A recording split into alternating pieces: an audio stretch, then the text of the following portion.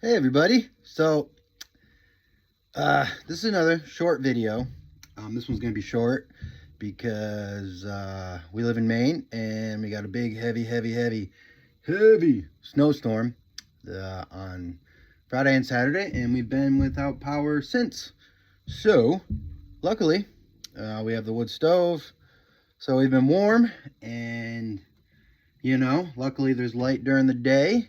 So I just got this fancy new stand, which I wish you could see, but you can't because, then I'd have to take the phone off the stand, which I guess is fine, but, fuck it. So, better angle, right? Look at this woodcut I'm working on. Yeah, that's fucking cool. And I got another one under here that I'm working on because I'm fucking crazy, And then I got this one I'm working on, so that's 3. And then we got 4. 5. Oh boy. 6. And 7 for good measure, I'm fucking crazy. So, obviously, as you guys can see, I psychotically work. It is my therapy, and without power right now, it's one of the things that's keeping me together, because I haven't had enough batteries for my CD players and stuff, so I've just been listening to my own thoughts, which can be very scary sometimes. So I'm just gonna cut a little bit, show you how I cut.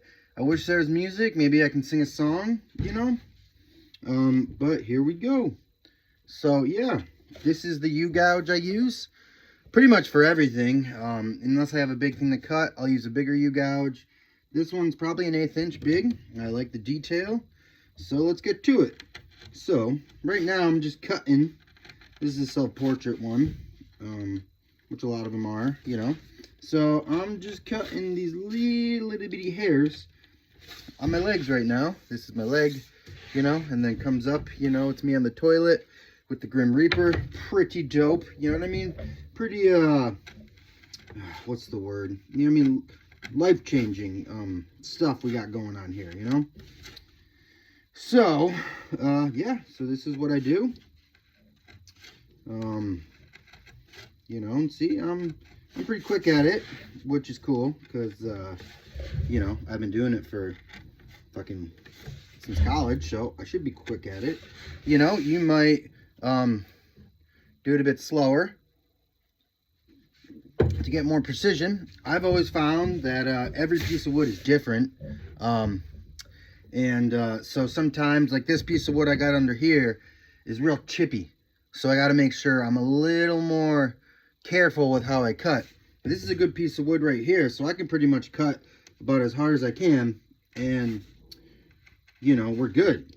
So the tools I use, I know I do have a sharpener for these, and I do order them, every couple months. So, but since wood is a struggle, and again, like I mentioned before, I'm kind of poor, and by kinda I mean like a lot. You know what I mean? Like, thank God for Beth Potter. Shout out to Beth Potter, saving my ass all the time. Even though I actually have been doing pretty good, doing commissions, selling work. Obviously this week has been a little crazy. Luckily I got all the fucking my Christmas commissions out and all that stuff, so that's been good.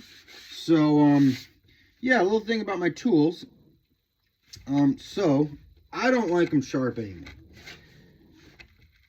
I know that sounds weird. People want them as sharp as they can, but let's be honest. When you're working on a piece of wood and you cut, as heavy-handed as I do, you're gonna dull out your tool really quick. So I get a new one and fucking shit cuts like butter. But then I'm like fucked up because I'm like, oh man, like I'm used to cutting with a dull one. So I'm like pressing too hard, and then I fuck it up and I chip it. And it chips the worst thing you can get, one of these motherfuckers. Then you're fucking done. You just gotta, break it open, throw it in the fire, throw it in the woods. Probably don't throw it in the woods because that'd be littering. I don't think littering is good.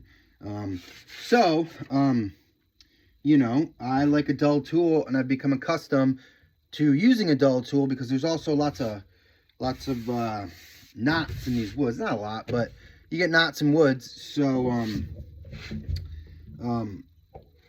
you know, that will dull out your tool a lot. But I don't know. I just like I like more pressure when I'm cutting.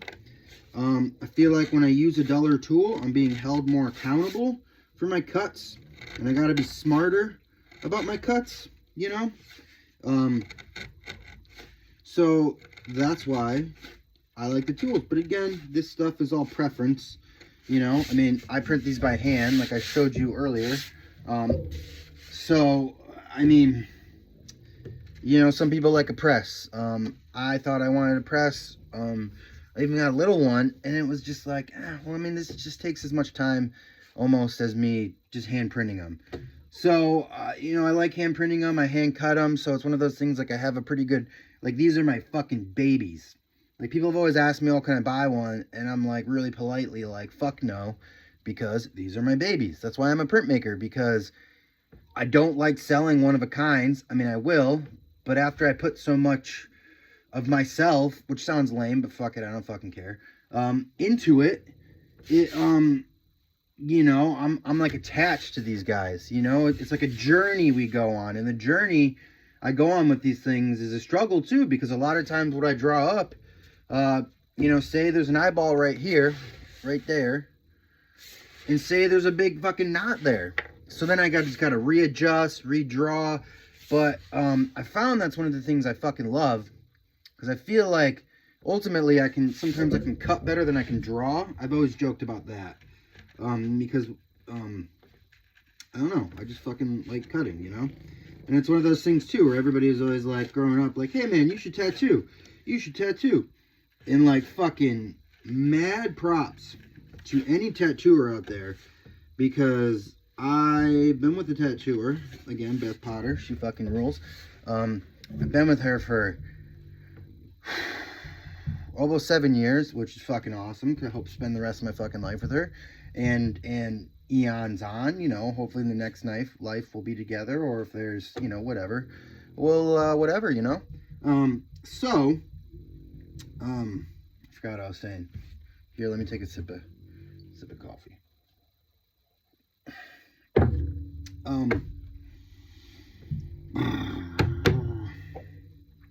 Oh yeah, everybody was always like, hey, you should be a tattooer, because like that's how you make money, and like I understand that.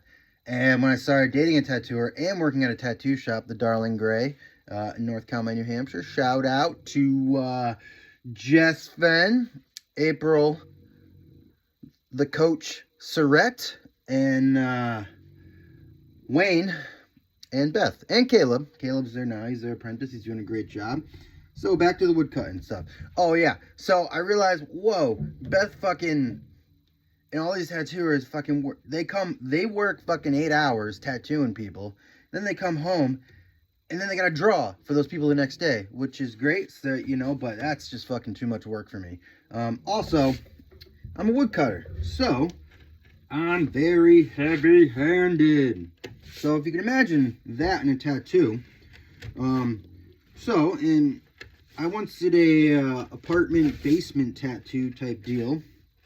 I guess it wasn't a basement. It was on the 3rd floor of my apartment. So that's not a basement, but it was a basement tattoo deal. And here, I'm going to do a circle now. It's pretty cool. Look, circle, you gotta, you know, and I like that these circles, one of the reasons I like wood is because they're like fucking, they're like edgy circles, you know? They're not like perfect circles. They're like blocky circles, and you know, that's the way I draw, that's the way I see the world, that's the way I love stuff, you know? So I also realized in that last video, I don't know if it's a main thing now, but I say you know a lot, you know? I haven't started saying bub, you know? I know that's a big main thing, or New Hampshire or whatever. So again, I forgot what I was saying, which usually happens in this, because I get when I'm cutting, I get into a pretty meditative state, which is awesome. And sometimes I'll start a cut, And we'll start cutting. I'm a big baseball fan, so I'll use this analogy. It's like hard to get in rhythm, and I'm like, fuck, man, like, oh boy, like my pitches aren't working, my cuts aren't working, my patience isn't there, because this is something that does take a lot of patience. And again, as you can see, not again, but I'm cutting towards my hand, which is what you're not supposed to do. And I got plenty of scars to show for it. But that's the way I do things, and you know, I'll take the occasional, you know, stabbing myself every once in a while. But if you're new at cutting, you definitely don't, you want to cut, you know what I mean, try to cut as away from your hand as possible.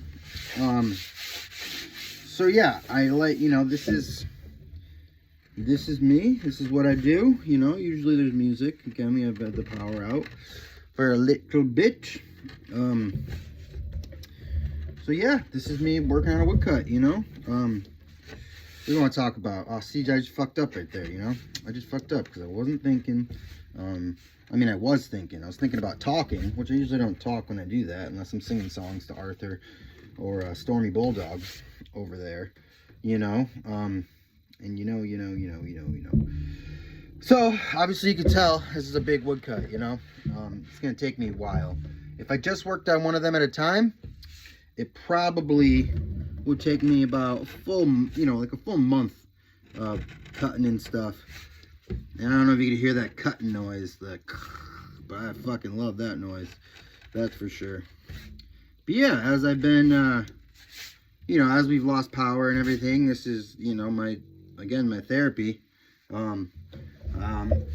Funny story about getting sober is, you know, my art's kind of fucked up. Dark things, you know, like, ooh, spooky, scary stuff, you know. I thought getting sober, I was so fucking terrified because I thought that I was gonna lose that fucking dark side of myself. And I thought I was gonna be like, oh, well then all my artwork's gonna look like a fucking Sugar Ray album cover, some shit like that. And I'm gonna lose my edge, and like, you know, it sucks, blah blah blah. And you know, all my woodcuts, a lot of them were about using and drinking, because I definitely was like, hey man,